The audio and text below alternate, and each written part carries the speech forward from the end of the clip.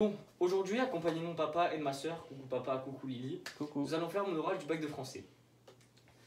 Alors commençons. Karen Thuy est une romancière du 21e siècle de confession juive. Aujourd'hui, elle a écrit plus d'une dizaine de romans, dont L'invention de nos vies. Publié et écrit en 2013, à sa sortie, la presse s'exprima. Le Point disait cela. On pourrait dire de L'invention de nos vies qu'il raconte un triangle amoureux. On pourrait dire qu'il est un roman social, magnifiquement contemporain dans sa façon de sonder les rapports de classe au XXIe siècle, terrible dans sa description d'un monde de prostitution généralisée. On pourrait dire enfin qu'il est merveilleusement écrit, sans effet, sans clinquant. Dans son 9e opus, Karen Thuy se questionne. Jusqu'où peut-on aller dans le mensonge sans se perdre soi-même? Dans ce chef-d'œuvre d'une complexité ineffable, nous explorons les thèmes de la distinction sociale, de la quête identitaire, du succès et de son envers, mais aussi de l'imposture et du mensonge. Une fois ouvert, impossible de s'arrêter. Ce titre trompeur peut nous laisser croire à la liberté de notre existence, la possibilité de créer notre propre histoire. Pourtant, cette histoire nous laisse comprendre que nos origines, de distinction sociale et l'enfermement identitaire forment un obstacle à nos libertés individuelles. Laissez-moi vous raconter l'histoire de Samir Tahar, un jeune musulman se voyant refuser de tous les grands cabinets new-yorkais à cause de ses origines. Mais une fois 2 lettres en moins dans son prénom, tout sourit à Sam Tahar, maintenant juif. Environ aux 2/3 du livre, tout s'accélère. L'imposteur fera de nouveau la rencontre de Samuel et Nina, l'un à qui il a volé ses origines et l'autre un amour perdu. Leur dernière rencontre remonte d'il y a 20 ans, lorsque la sublime Nina fit le choix de rester aux côtés de Samuel, brisant le cœur de Samir. Cette fois-ci, Nina choisira de rester aux côtés de Sam, et non pas Samuel.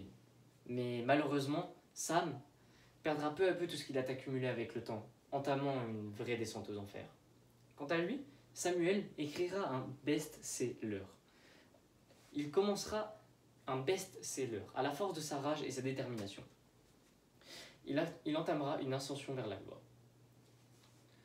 Ces 3 destins entremêlés nous feront jongler entre les banlieues délabrées de Clichy-sous-Bois et la luxueuse ville de New York, passant par la psychologie complexe, incohérente, agaçante, mais attachante de chaque personnage. Au début, ce livre fut d'une complexité désolante, mais une fois les 20 premières pages relues, on se plonge facilement dans l'histoire. C'est vrai que mon manque de culture fit un obstacle à ma lecture. J'ai donc dressé une liste des quelques termes qui me posaient problème, comme éburnéen, doloriste ou encore subreptice, et j'en passe. Mais au final, on s'attache vite à ce style d'écriture un peu désordonné entre le parler de la banlieue miséreux et le parler maîtrisé et arrogant des puissants de notre monde. Chaque page est un vrai coup de fusil.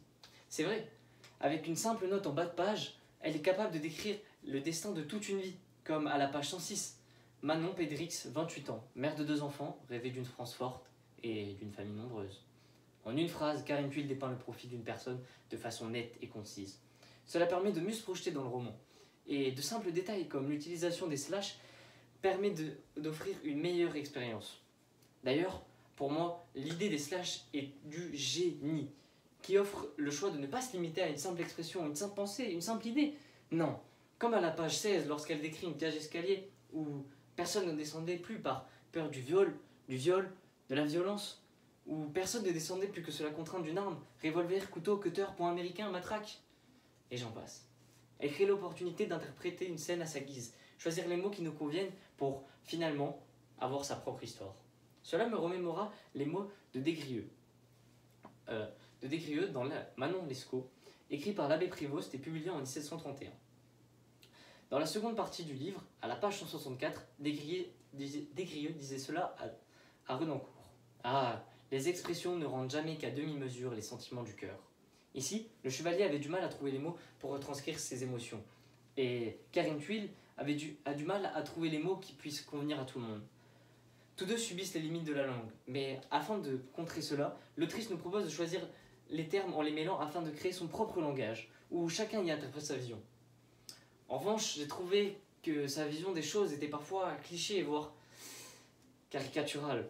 Lorsqu'au début du livre, la romancière fait l'hypotypose de la banlieue où vivait Sam, j'ai eu légèrement du mal à acquiescer.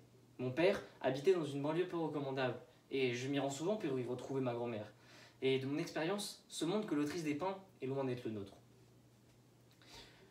Je salue l'envie de dénoncer la violence qu'on y retrouve, car le monde est loin d'être tout blanc. Mais à mes yeux, décrire une cité comme une place de sang-froid ni loi où règne la peur est abusif. Sa prise de position sur des sujets comme la vente de drogue par des mineurs ou le viol de jeunes filles ou encore les guerres de gangs est touchant mais un peu exagéré. Malgré cette vision parfois cliché de la réalité, le roman de Karine Thuil reste un roman social réfléchi et subtil. En résumé, l'invention de nos vies permet d'explorer de façon profonde et nuancée la nature humaine à travers l'ambition de Samir. Mais aussi les relations humaines grâce au triangle amoureux des trois protagonistes. Et encore